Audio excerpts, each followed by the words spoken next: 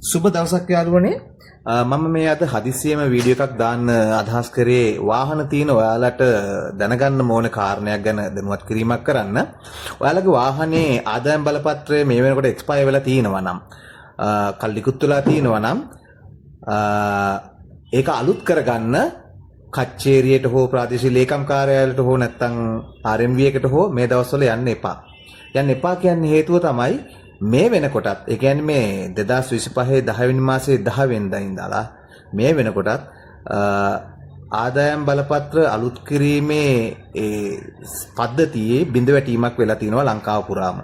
ඉතින් මේ ලංකාව පුරාම සිදුවෙච්ච බිඳවැටීම හින්දා ලංකාවේ කිසිම ශාඛාවකින් ආදායම් බලපත්‍ර අලුත් කර ගැනීමක් සිදු කරගන්න බෑ ඔයාලට. ඔයාලගේ නිකන් කාලය නාස්ති වෙන විතරයි. ඒගොල්ලෝ ගියාන් පස්සේ කියන්නේ එතන තියෙනවා පොඩි නෝටිස් එකක්. ඒකේ ෆොටෝ එකක් ගහගන්න කියනවා. පොලිසිය මේ ගැන දැනුවත් කරලා තියෙන්නේ කියලා. පොලිසියෙන් නැවතුවොත් අන්නේ ෆොටෝ එක පෙන්වන්න කියන එක තමයි එයාලා අපිට දෙන ඔප්ෂන් එක. මේක කවදා වෙනකන් මේ බ්‍රේක් ඩවුන් එක තියෙනවද කියන එක ගැන ඒගොල්ලෝ මුකුත් කියන්නේ නැහැ.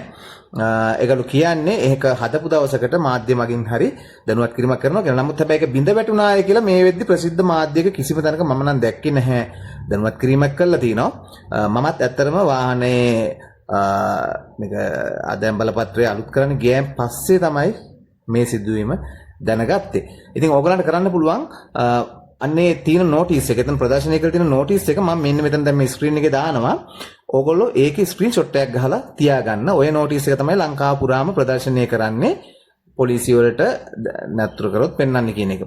මෙතන තව දෙයක් තියෙනවා කියන්න. ඒ තමයි 10 වෙනි මාසේ 10 වෙනිදාන් පස්සේ කල් ඉක්ුත් වෙන ආදායම් බලපත්‍ර වලට දඩ මුදලක් එකතු වෙන්නේ නැහැ. ඒගොල්ලෝ කවදා හරි මේ සිස්ටම් ඩවුන් එක හැදුව දවසකට කරගන්න පුළුවන්. නමුත් ඊට කලින් කල් ඉක්ුත් වෙච්ච ඒවට රුපියල් 1000ක දඩ මුදලක් අය වෙනවා කියලා තමයි එතන ඉන්න නිලධාරීන් දැනුවත් කරේ. ඉතින් මට මෙන්න මේක තමයි කියන්න ඕන උනේ.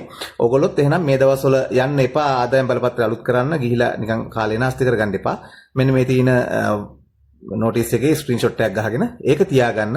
කවදා හරි ඒගොල්ලන්ගේ සිස්ටම් එක හදලා ප්‍රසිද්ධ මාධ්‍යක දැනුවත් කිරීමක් කරනකම් මේක තමයි අපිට පෙන්වන්න වෙන්නේ පොලිසියට. ඉතින් ඔන්නෝක තමයි මට දැනුවත් කිරීම කරන්න ඕන උනේ. ඉතින් බොහොම ස්තුතියි මේක පුළුවන් අය අතර හැමෝම අතරම ෂෙයා කරගන්න.